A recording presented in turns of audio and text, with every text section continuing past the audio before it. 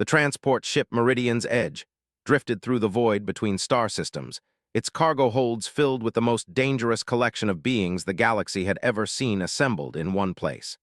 Captain Vexter of the Hegemony Fleet adjusted his breathing apparatus nervously as he reviewed the manifest for the 100th time. Each entry made his scales ripple with anxiety. Deck 7 housed the Krillian Shadow Maws, creatures that could phase through solid matter and drain the life force from their victims with a touch. Deck 8 contained the cybernetic Nexus Hunters, beings that had replaced 90% of their organic components with weaponry designed for maximum lethality. The lower decks held even worse specimens, things that had no names in civilized languages. But it was Deck 5 that made Vexter's clawed hands tremble as he gripped the datapad. The Zorathi Apex Predator, designation XK7, the single most dangerous combat creature ever cataloged by the Galactic Council's Xenobiology Division. Standing 12 feet tall when fully extended, its armored carapace could deflect plasma fire, its razor-sharp talons could slice through starship hull plating, and its bite force measured at over 40,000 pounds per square inch. The creature had been captured at enormous cost after it single-handedly destroyed an entire military installation on Proxima 7. The reason for this unprecedented gathering of monsters was simple, though Vexter still struggled to believe the Council had approved such a plan. Humanity had been growing too confident, too bold in their expansion across the galaxy. These upstart primates had somehow managed to carve out territory that rightfully belonged to the established powers, using nothing but primitive kinetic weapons and an inexplicable refusal to acknowledge when they were outmatched. The demonstration would take place on Kepler Station, a neutral facility where the human delegation was scheduled to arrive for trade negotiations. The plan was elegant in its brutality. The humans would be shown exactly what they were up against when they dared to challenge species that had mastered warfare while Earth was still cooling from its formation. Each creature would be unleashed in sequence, demonstrating the futility of human resistance. Vexter made his way through the sterile corridors toward the observation deck where his fellow conspirators waited. Representatives from 6 different species had pooled their resources for this operation, each contributing their most terrifying specimens. The Zelani had provided psychic parasites that could turn a victim's own thoughts against them. The Thakari brought creatures that existed partially in hyperspace, making them nearly impossible to target with conventional weapons. The coordination required had taken months of secret negotiations. Admiral Krexmoth of the Hegemony Navy stood before the massive viewport, his 4 arms clasped behind his back as he watched Kepler Station grow larger in the distance. The ancient warrior had seen combat across 3 different galactic wars and bore scars from conflicts that had reshaped entire sectors. His presence lent weight to the operation that even the most skeptical council members couldn't ignore. "The humans arrive in 6 hours, Krexmoth rumbled, his voice carrying the authority of someone who had commanded fleets numbering in the thousands. "Are the specimens secure?" "All containment fields are operating at maximum efficiency," replied Dr. Ithara, the Zelani xenobiologist who had designed many of the restraint systems. Her pale, elongated features showed no emotion as she consulted her readings. "The sedatives are wearing off as scheduled. They will be at peak aggression when we begin the demonstration." Through the reinforced transparasteel, Kepler Station revealed its sprawling structure. The facility had been chosen specifically because its central arena could accommodate the largest specimens while providing clear sightlines for the human delegation. Hidden cameras would record every moment for distribution throughout the galaxy, ensuring that word of human vulnerability spread to every corner of civilized space. The irony wasn't lost on Vexter that they were using human-designed technology for much of the operation. The artificial gravity systems, the atmospheric processors, even some of the containment fields incorporated human innovations that had proven surprisingly effective.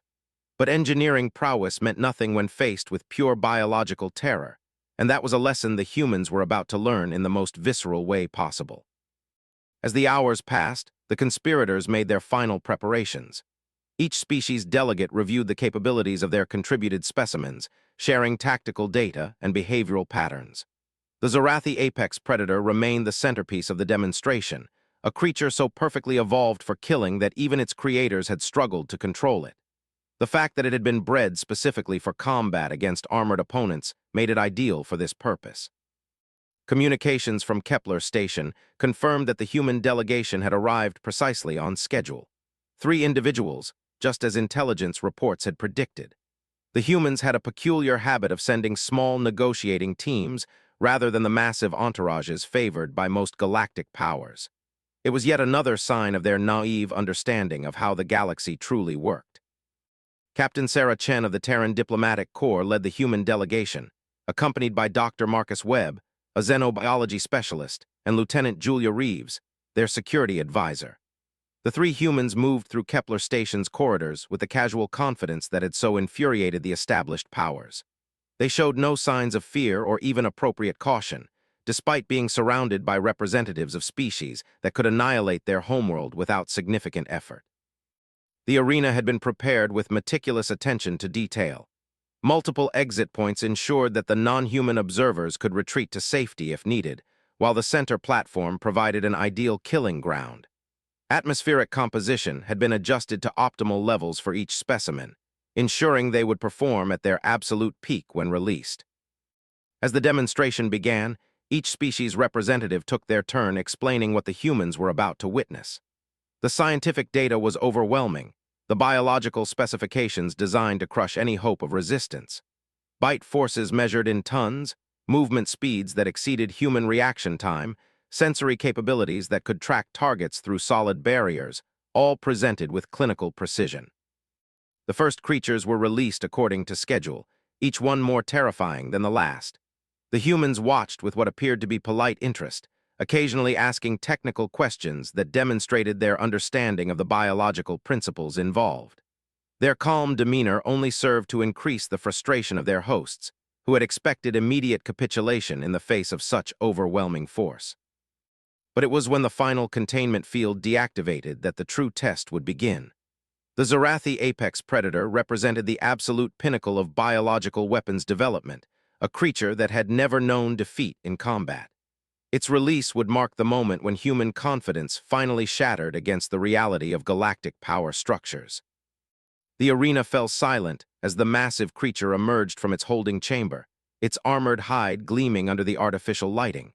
12 feet of pure predatory perfection, evolved over millennia for the single purpose of killing anything that dared to challenge it. The humans would finally understand their place in the galaxy's hierarchy. None of the conspirators noticed the slight smile that played across Lieutenant Reeves' lips as she stepped forward, her movements betraying none of the fear that any rational being should feel when confronted with such a monster.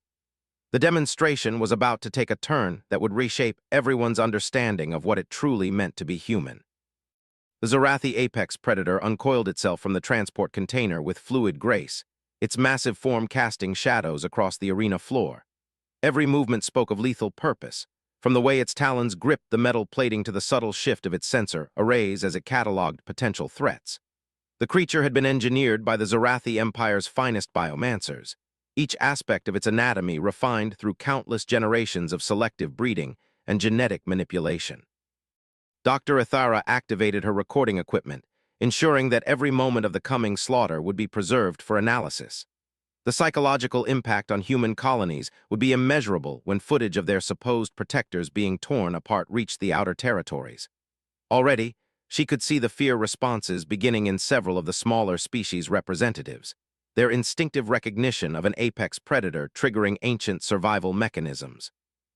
The creature's primary sensory organs swiveled toward the human delegation, and for a moment, the arena held its collective breath. This was the moment when millions of years of evolutionary programming should have sent the humans fleeing in terror, their primitive mammalian brains recognizing a threat beyond their ability to comprehend. Instead, Lieutenant Reeves took a step forward, her posture relaxed and confident. "Impressive specimen," she said, her voice carrying clearly across the arena. "Zorathi bioengineering, if I'm reading the morphology correctly.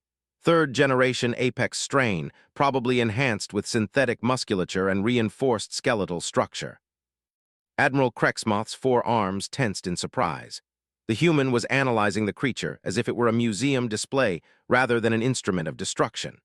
Such casual assessment in the face of mortal danger went against everything the hegemony military had learned about predator-prey dynamics. Either the humans were displaying suicidal bravado, or there was something fundamentally different about their psychological makeup. The apex predator completed its initial assessment and began to move. Its gait was something to behold, a perfect fusion of power and grace that spoke to millions of years of evolutionary refinement.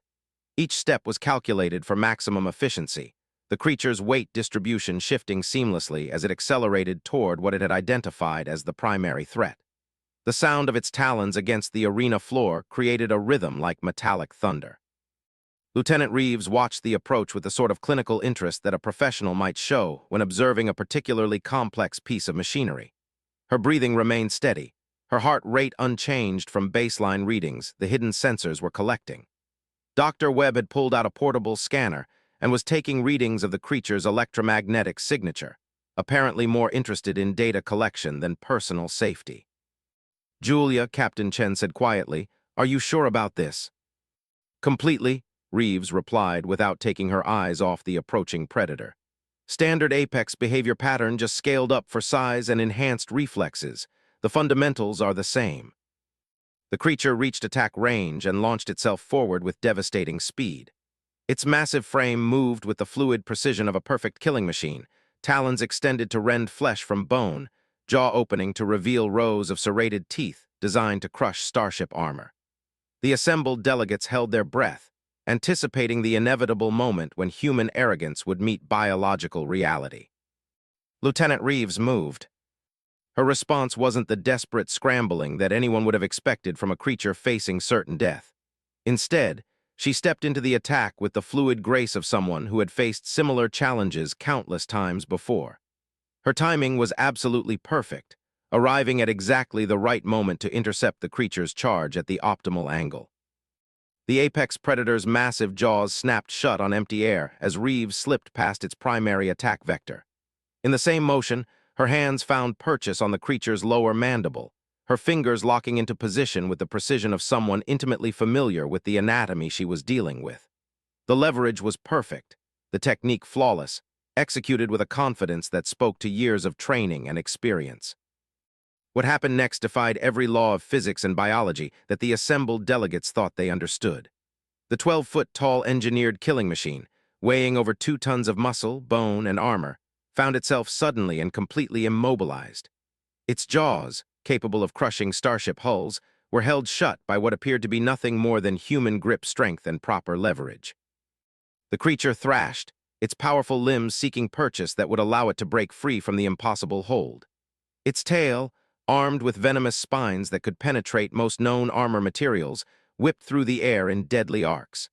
But Lieutenant Reeves had positioned herself in the one spot where none of the creature's weapons could reach her, a blind spot that existed in the anatomy of every predator she had ever encountered. Dr. Ithara's instruments registered readings that made no sense according to any known biological model. The human's muscle tension was well within normal parameters for her species, yet somehow she was exerting enough force to restrain a creature that had been specifically designed to overpower armored opponents. The biomechanics were impossible, the physics defying every principle of leverage and force distribution. "How?" Admiral Krexmoth whispered, his voice barely audible above the sound of the creature's increasingly desperate struggles. Lieutenant Reeves shifted her grip slightly, and suddenly the massive predator went completely still. Not the stillness of unconsciousness or death, but the absolute immobility of a creature that had suddenly recognized it was completely and utterly helpless. Its sensor arrays swiveled frantically, seeking some explanation for its predicament, but finding nothing that made sense according to its programmed understanding of combat dynamics. "Pressure points," Reeves explained conversationally, as if she were discussing the weather rather than demonstrating combat techniques that seemed to violate the laws of physics.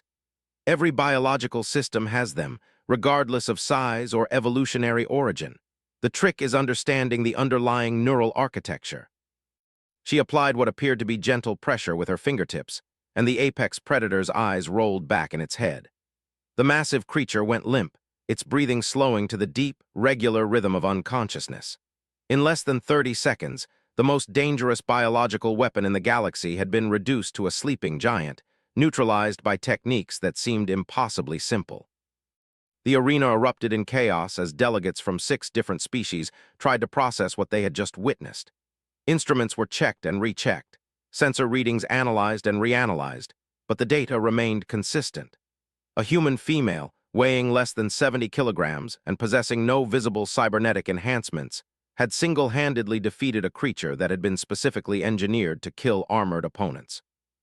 Captain Chen stepped forward, her diplomatic training allowing her to maintain composure in the face of the stunned silence that had fallen over their hosts. I trust this concludes the demonstration.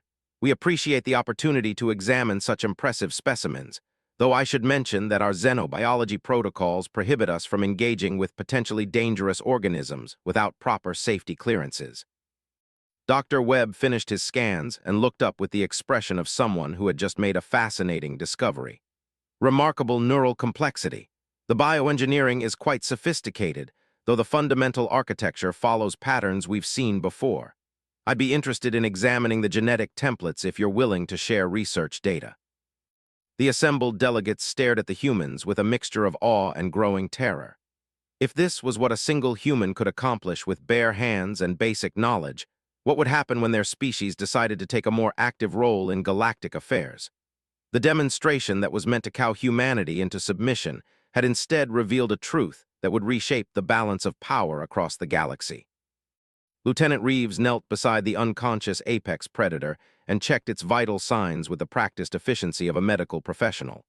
"It'll be fine when it wakes up," she said. "No permanent damage, just a temporary disruption of the autonomic nervous system, though you might want to review its psychological conditioning. Creatures this size can develop anxiety disorders if they experience too much stress." The implications of her words sank in slowly. Not only had she defeated the creature, but she had done so while being careful not to cause unnecessary harm. The casual competence was more terrifying than any display of violence could have been, because it suggested that this level of capability was routine for her species. The silence that followed Lieutenant Reeves' casual demonstration stretched on for nearly a full minute as the assembled delegates struggled to process what they had witnessed. Admiral Krexmoth was the first to recover his composure, though his forearms remained rigid with tension as he stared at the unconscious form of what had been their ultimate weapon. "This is impossible," he stated, his voice carrying the authority of someone who had commanded vast fleets across multiple galactic conflicts. "Our tactical analysis indicates that creature possesses sufficient strength to tear apart a heavy assault mech. No organic being should be capable of restraining it through physical force alone." Dr. Webb looked up from his scanner readings with the enthusiasm of a researcher who had just encountered something genuinely fascinating. "Actually, it's quite logical when you understand the principles involved. Lieutenant Reeves isn't overpowering the creature through brute force. She's exploiting specific vulnerabilities in its neural architecture that exist in virtually all biological systems." He activated a holographic display that showed the apex predator's anatomical structure, highlighting various points along its nervous system. Every creature that evolves sensory organs and motor control develops certain commonalities in neural layout. The more complex the organism, the more potential pressure points exist where precise stimulation can override voluntary motor functions. Captain Vexter stepped closer to the display, his scaled features reflecting a mixture of scientific curiosity and growing unease. "You speak as if your species has made a comprehensive study of such techniques." "We have," Captain Chen replied with diplomatic precision. "Human survival on Earth required us to develop methods for dealing with large predators without always resorting to lethal force. Those same principles scale remarkably well when applied to xenobiological systems." The implications of her statement rippled through the assembled delegates like shock waves. The humans weren't demonstrating some unique individual talent or rare genetic mutation. They were applying standardized knowledge that their entire species apparently possessed. The casual competence that Lieutenant Reeves had displayed suggested this was routine training rather than exceptional ability. Dr. Ithara's instruments were still recording data from the unconscious apex predator, and the readings only added to her growing confusion. "The neural disruption patterns are unlike anything in our databases. The creature's autonomic systems have been temporarily suspended without any apparent damage to the underlying biological structures. How is such precise control possible?" Lieutenant Reeves stood and brushed dust from her uniform, apparently unconcerned by the fact that she had just revolutionized the galaxy's understanding of combat dynamics. It's a matter of understanding the relationship between nervous system architecture and muscular control. Once you map the key neural pathways, it becomes relatively straightforward to induce temporary paralysis without causing permanent harm. She gestured toward the sleeping creature with the sort of casual confidence that comes from extensive experience. This particular specimen follows the standard apex predator template we've encountered before. Enlarged motor cortex for enhanced reflexes, reinforced skeletal structure, enhanced sensory processing. But the fundamental neural architecture remains consistent with baseline biological principles. Admiral Krexmoth felt something cold settle in his chest as he began to understand the true scope of what he was hearing. You speak of other specimens. How many such creatures has your species encountered? Earth's biosphere produced quite a variety of large predators over the course of its evolution, Dr. Webb replied with academic precision. Humans developed techniques for managing dangerous wildlife out of necessity. Bears, large cats, various reptilian species, marine predators. The principles remain consistent regardless of the specific evolutionary path. Captain Chen added with careful diplomatic language.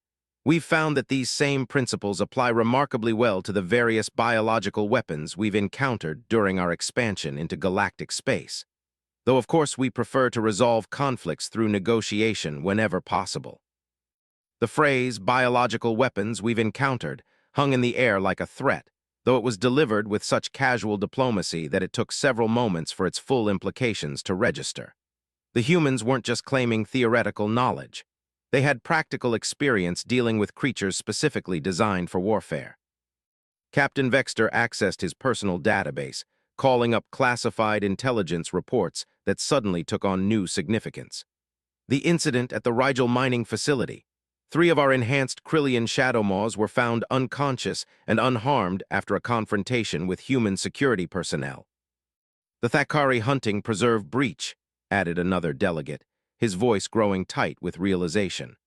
17 combat-bred Nexus hunters, all discovered in a state of temporary paralysis following unauthorized human presence in the area. Lieutenant Reeves nodded thoughtfully. I remember reading about those incidents in the diplomatic briefings. Unfortunate misunderstandings, but everyone involved made full recoveries. We always prioritize non-lethal solutions when dealing with creatures that are simply following their biological programming. The assembled delegates exchanged glances that carried volumes of silent communication. Each incident had been attributed to equipment malfunctions or unexplained biological anomalies, because the alternative explanation had been too impossible to consider seriously. The idea that humans possess the capability to neutralize advanced biological weapons with nothing but applied knowledge and precise technique had never entered their strategic calculations. Dr. Ithara's scientific training warred with her growing sense of existential dread as she reviewed the data streaming from her instruments. The precision required for such techniques would demand intimate knowledge of xenobiology across multiple species classifications. The scope of study necessary would represent the work of entire research institutions. Every human child learns basic anatomy and physiology as part of their standard education, Captain Chen explained with matter-of-fact simplicity. Understanding how biological systems function is considered essential knowledge for survival on our homeworld. We simply applied those same principles to the study of galactic species as we encountered them. The phrase, every human child, echoed through the arena with devastating impact. Not specialists, not elite soldiers, not genetically enhanced super soldiers. Children. The humans were describing universal knowledge that their entire population apparently possessed as a matter of routine education. Admiral Krexmoth's military mind began calculating the strategic implications with mechanical precision. If every human possessed the theoretical foundation for neutralizing biological weapons, and their military personnel had refined those techniques through practical application, then the balance of galactic power was fundamentally different from what anyone had assumed. How many humans are currently serving in military or security roles? He asked, though he suspected he already knew the answer. Approximately 40 million across all branches of service, Lieutenant Reeves replied without hesitation. Though that number doesn't include civilian security personnel, police forces, or emergency response teams who receive similar training as part of their certification requirements. The number hung in the air like a death sentence.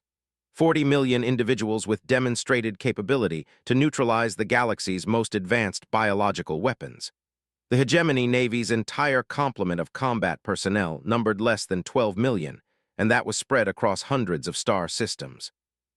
But it was Captain Chen's next statement that truly drove home the scope of what they were facing.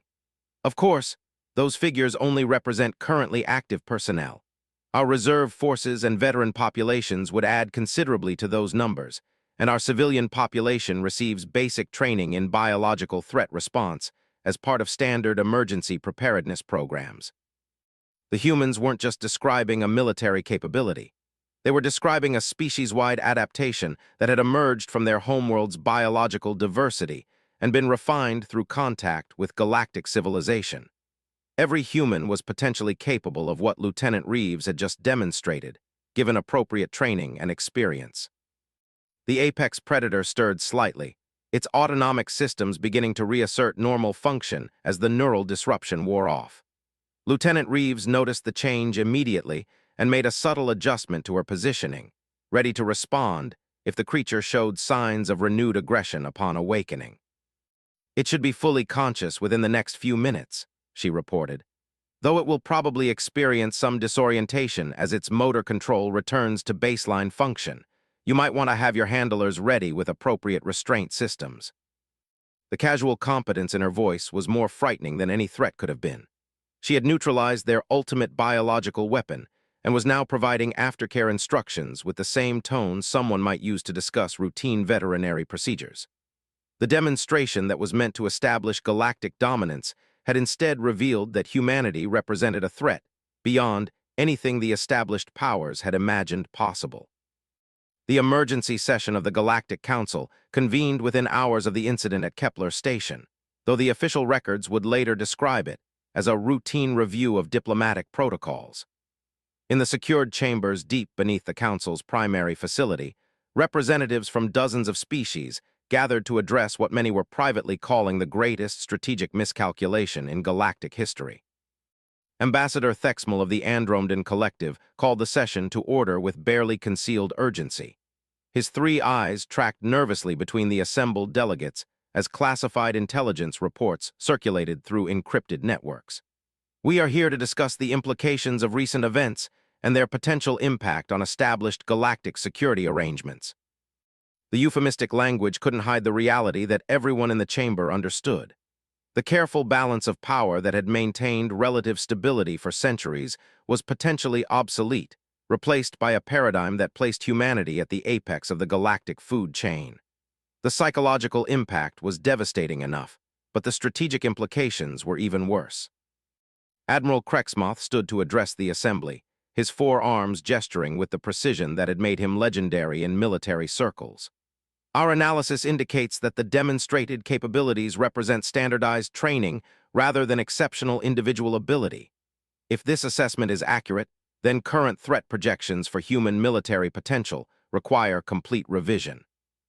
He activated a holographic display that showed casualty estimates for various conflict scenarios, each calculation more sobering than the last. A single human squad equipped with basic equipment could potentially neutralize an entire bioform assault regiment.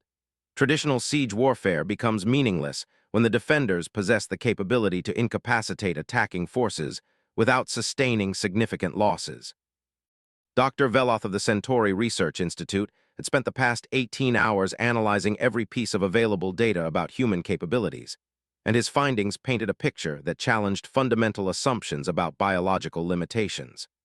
The techniques demonstrated suggest an understanding of neural architecture that surpasses our most advanced military research programs. They appear to have weaponized basic medical knowledge to a degree we never considered possible. The implications extended far beyond military applications. Trade negotiations, territorial disputes, even routine diplomatic interactions would all require recalibration in light of humanity's revealed capabilities. The casual manner in which Lieutenant Reeves had neutralized their ultimate biological weapon suggested that humans viewed such demonstrations as routine rather than exceptional.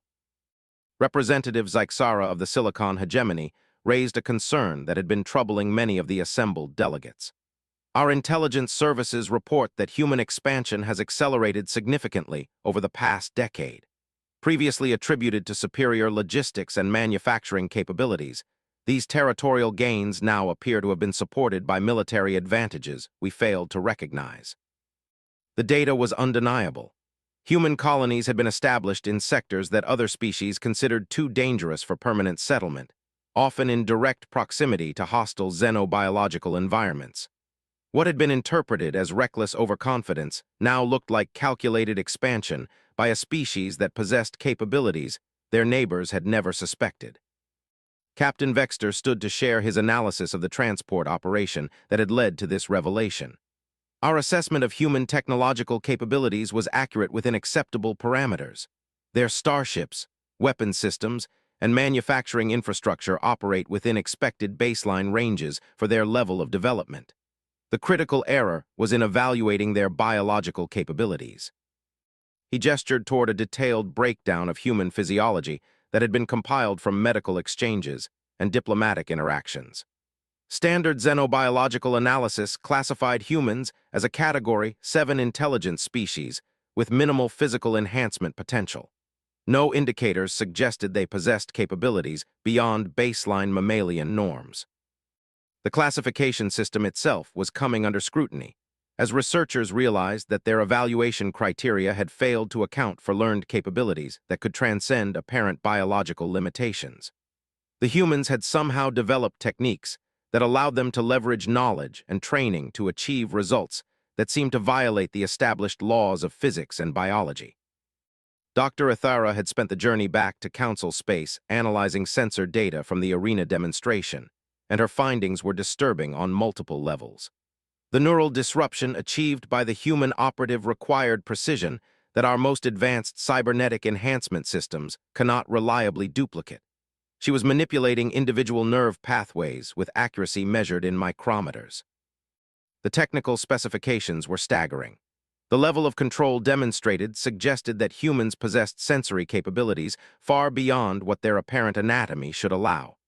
Either their evaluation of human biology was fundamentally flawed, or the species had developed training methods that could enhance natural abilities to superhuman levels. Ambassador Krendath of the Outer Rim Confederacy voiced the concern that was troubling many of the smaller species representatives. If humans possess such capabilities as a matter of routine training, what does this mean for our defensive strategies? Our entire approach to territorial security is predicated on biological and technological deterrence. The question hung in the air with uncomfortable weight. Species across the galaxy had invested enormous resources in developing biological weapons, specifically because they represented threats that couldn't be easily countered by conventional military technology. The revelation that humans could neutralize such weapons with apparent ease invalidated decades of strategic planning. General Thylos of the Vegan Empire stood to share intelligence that cast human activities in a disturbing new light. Reconsidering recent incidents with this new information suggests a pattern of systematic capability testing. What we interpreted as accidents or misunderstandings now appear to have been deliberate assessments of our defensive capabilities. The data painted a picture of humanity conducting a galaxy-wide intelligence gathering operation under the cover of peaceful exploration and trade. Every incident involving biological weapons, every encounter with enhanced security systems, every diplomatic crisis that had resulted in the mysterious neutralization of supposedly undefeatable threats now looked like calculated reconnaissance. "They've been studying us," whispered Ambassador Thexmal, the implications of his statement rippling through the chamber. "Every interaction, every exchange of scientific data, every trade agreement has been an opportunity for them to catalog our capabilities and develop countermeasures." Dr. Veloth accessed a restricted database that contained psychological profiles of human negotiators and diplomats.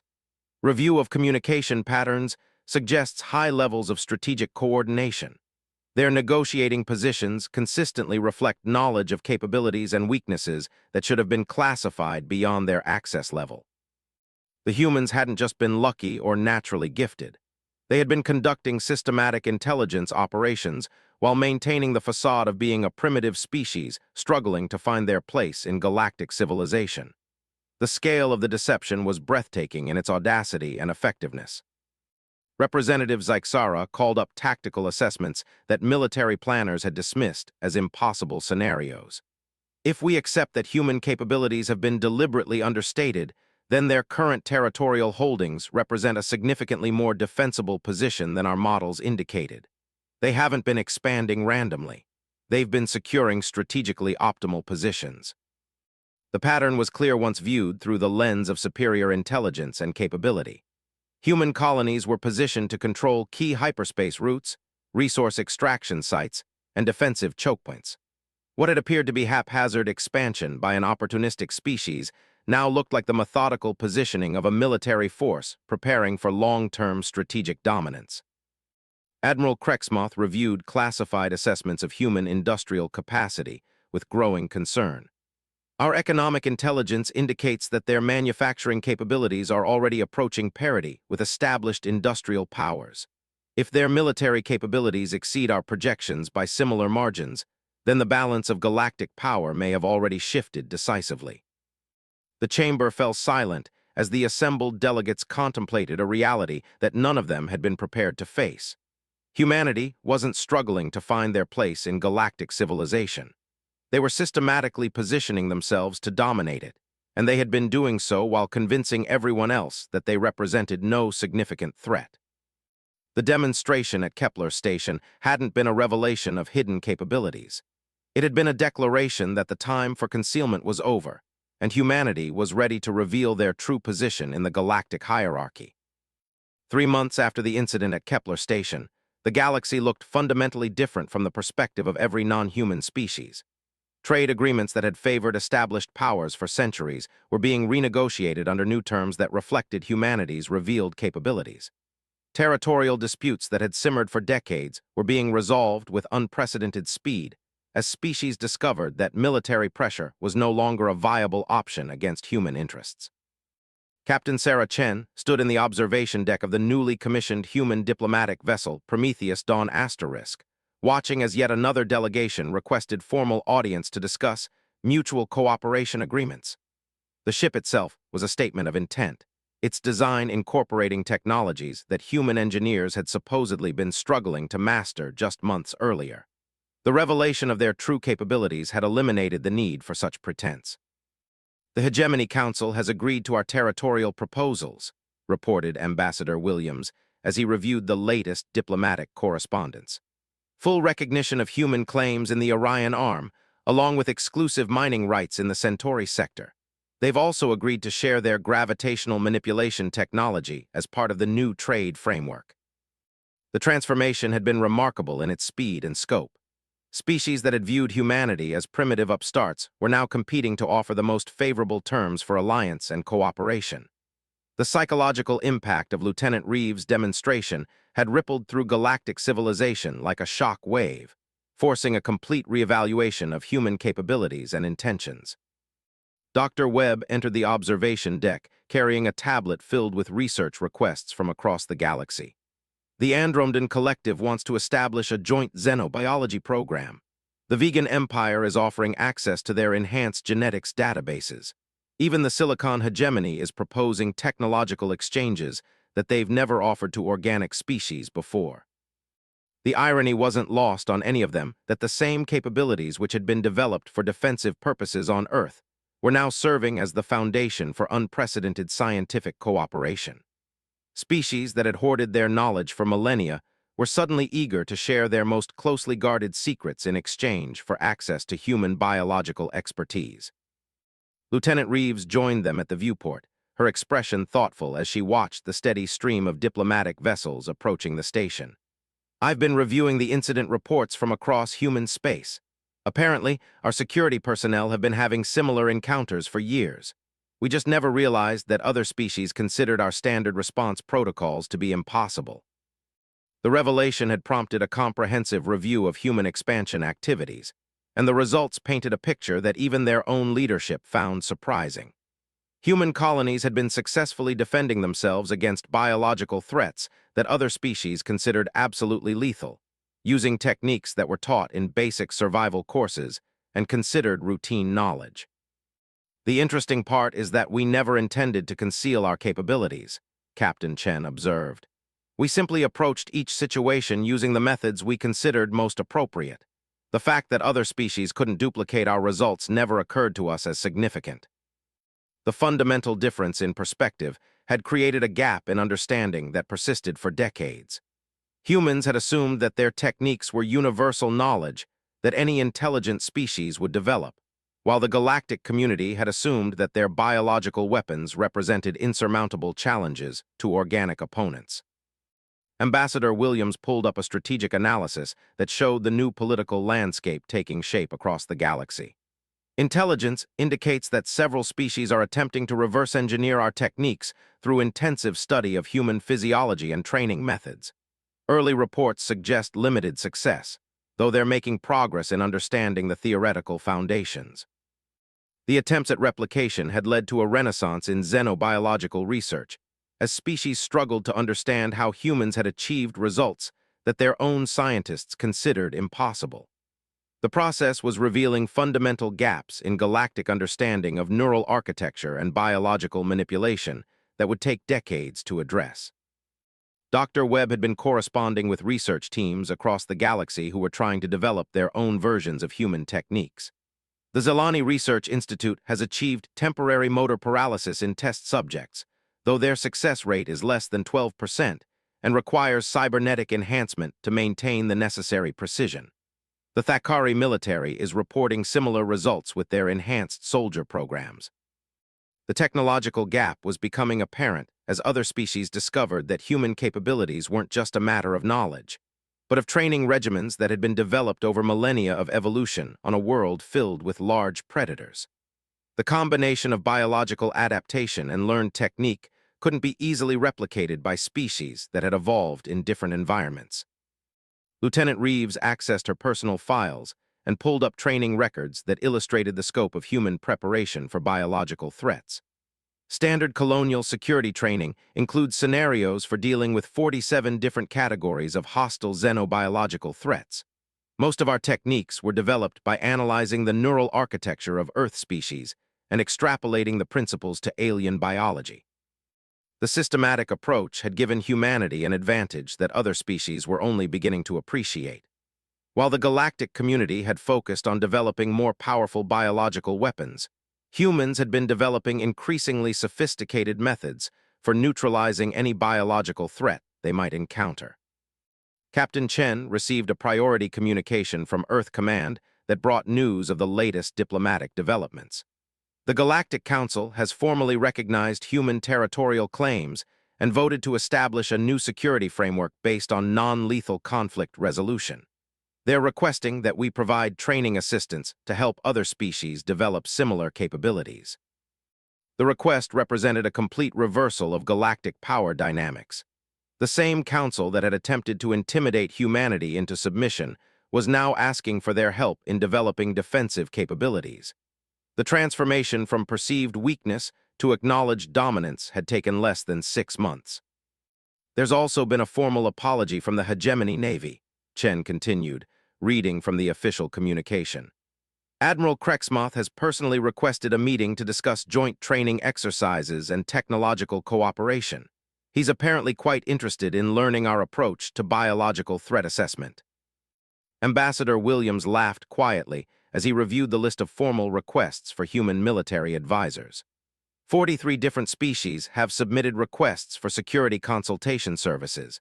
We're going to need to establish an entirely new diplomatic department just to handle the demand for military cooperation agreements. The transformation extended beyond military considerations into economic and scientific cooperation that promised to accelerate galactic development by centuries. Species that had been reluctant to share knowledge were now eager to collaborate, recognizing that human capabilities opened possibilities they had never considered achievable. Dr. Webb pulled up preliminary reports from the joint research initiatives that were already beginning to show results. The Centauri Institute has successfully developed a non-lethal restraint system based on human neural disruption principles. The Silicon hegemony has adapted our techniques for use with their cybernetic enhancement systems. Even the Outer Rim Confederacy is reporting progress in biological threat management. Lieutenant Reeves watched another diplomatic vessel dock with the station and smiled slightly. I suppose this means we'll need to update our training protocols to include instruction on teaching these techniques to non-human species. The anatomical differences will require some interesting adaptations. As the asterisk Prometheus Dawn prepared to depart for the next round of diplomatic negotiations, the three humans reflected on the unexpected turn their galaxy had taken. What had begun as a simple demonstration of self-defense capabilities had triggered a transformation that would reshape interspecies relations for generations to come. The galaxy had learned that humanity's greatest strength wasn't their technology or their determination, but their fundamental approach to understanding and working with biological systems. In a universe filled with species that had forgotten the lessons of evolution, humans had retained the knowledge that every living system could be understood, managed, and when necessary, peacefully subdued. The age of biological warfare was ending, replaced by an era of cooperation based on humanity's simple but profound understanding that every creature, no matter how alien or dangerous, was just following the patterns that governed all living things. And those patterns, once understood, could be redirected toward peaceful coexistence rather than mutual destruction.